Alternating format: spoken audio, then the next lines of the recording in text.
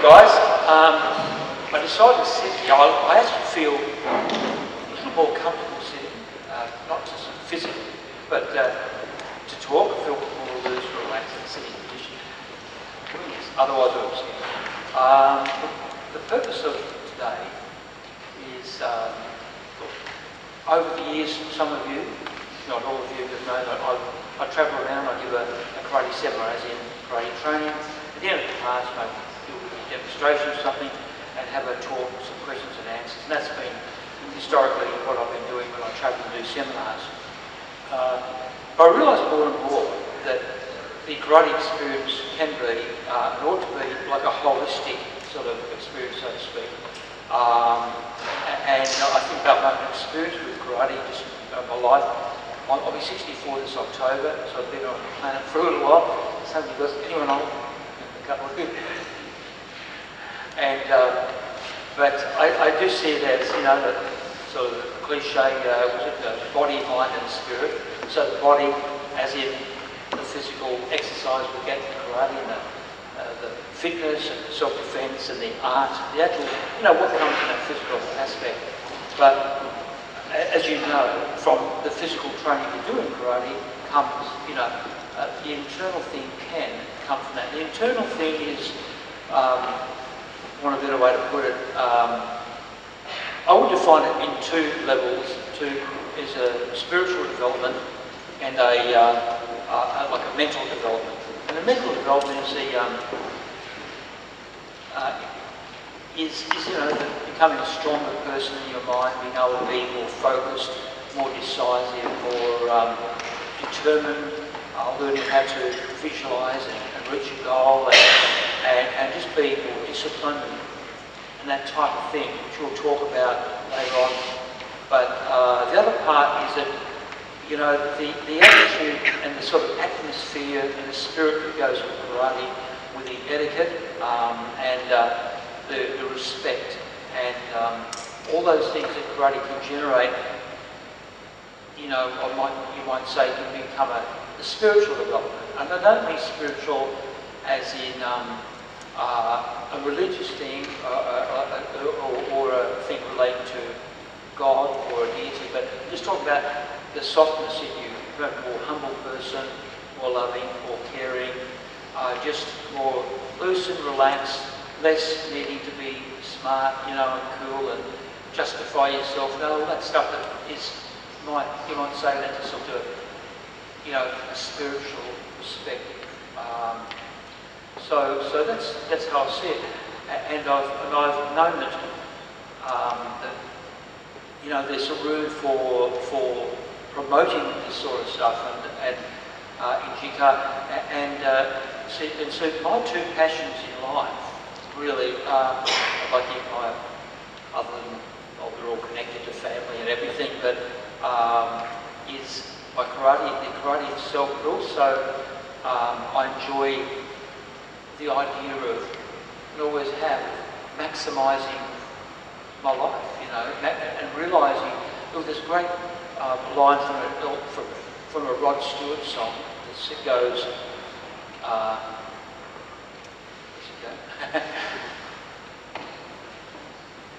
life is so brief, time is a thief when you're undecided. Who could pick that line in a song? Any Rod Stewart fans around here? I don't know, I forget what song it's in, but what is that? Well, life is so brief, time is a thief when you're undecided. So, you know, my philosophy has always been to, you know, maximise, you know, my life, and really enjoy it, and I remember my mum tells me a story that I forget years ago, and I think it was, I'm not sure, when I left school or somewhere, late teens, and she said, look, I never want to work for a boss. I was just a naive thing, maybe I had to work for a boss. I want to make my own life, I want to make my own income, I have my own time. I don't want to compromise on my life. Now, that's how I felt. And that's what I said to my mum, apparently, and I sort of done that. Now, whether a person works for a boss in a normal job situation or works for yourself, whatever, it's irrelevant. If you have the right attitude and you have a work ethic and you're strong, then it doesn't matter what you do. You still do it with integrity. So that's not what you do, it's your attitude behind it. Got a few notes here to keep you on track, make sure you know I want to cover certain things. So, yeah, purpose of today is to help you and give you some little tidbits that may help you feel your potential for your life. And I want to discuss what is happiness and what is, fulfillment. I'm also not here to pretend I've got all the answers. I do know that, I know my lacks, I know my lack of disciplines, I know where I know where I'm caring, I know when I'm being uncaring and being self-centered. And we all have elements of that inside, I'm sure. So it's not to pretend that I have any special answers. I do, so you could discard things that I say that you just don't believe or disregard, or you might hear something that makes sense and you say, that I like what he said, and I can take that to my life and it means something to me. So if the penny drops and there's something that really resonates with you and you get something from it, that's great, because my object here we've got two talks. My first little talk, which we'll get into in a minute more, is autobiographical, you might say, to look at some stuff in my background. And from that you may glean, you will glean some of my personality, some things I've been through. But we're going to have a coffee break as such, coffee or biscuits. Is that lined up? It wasn't. Okay. Well, we'll have that break. And then we'll have if you were in Christchurch, you would have got biscuits, coffee, tea,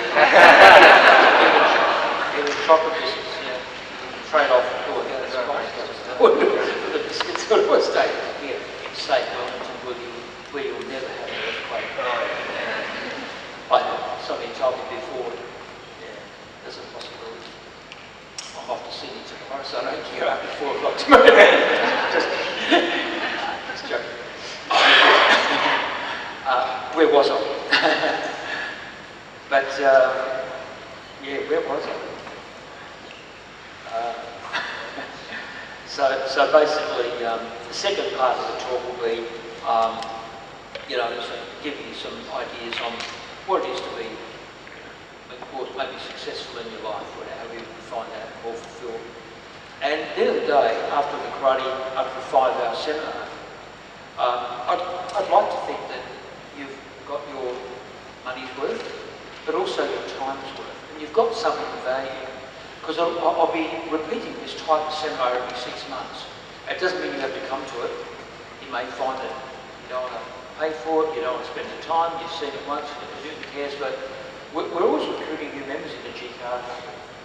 And it'll be new people who didn't see the seminar, or some of the people who exist in GCAR now who didn't get to the seminar, may hear about it, I'll come. So it's basically, I'll be coming here, there'll be seminars available for those who want to come, of this nature. Like a 5-hour duration. Look, I was born in Adelaide, South Australia, at a very early age. No, I don't make it very good. And I lived until I was 7. Mum and Dad moved to New South Wales, the Central Coast, a place called Gosford, and at school, I've got to tell you, I did lousy at school. I went here to lousy at school. I just did. I'm not sure why. I wasn't a rebellious kid. My mum called me one track mind, and I was always, one track. I did lousy at school. I also got picked on at school. Now you can feel sorry for me now if you like. The kids who were mean at me said this one. Sullivan is a dope with a belly full of soap. The soap went mad and he went mad. Look, that's enough to make a guy feel pretty depressed. Anyone cop anything like that? And there was a bully. His name was Marcel Kleitner. He was the guy with muscles, and he used to come in at the lunch break and punch me in the face and drop me on the ground. And I'd go to the headmaster crying, and the headmaster probably thought I'd pick the fight. And it was pretty depressing. So I really had a hard time at school. And I felt seriously, I did have a you know, an insecurity, I guess.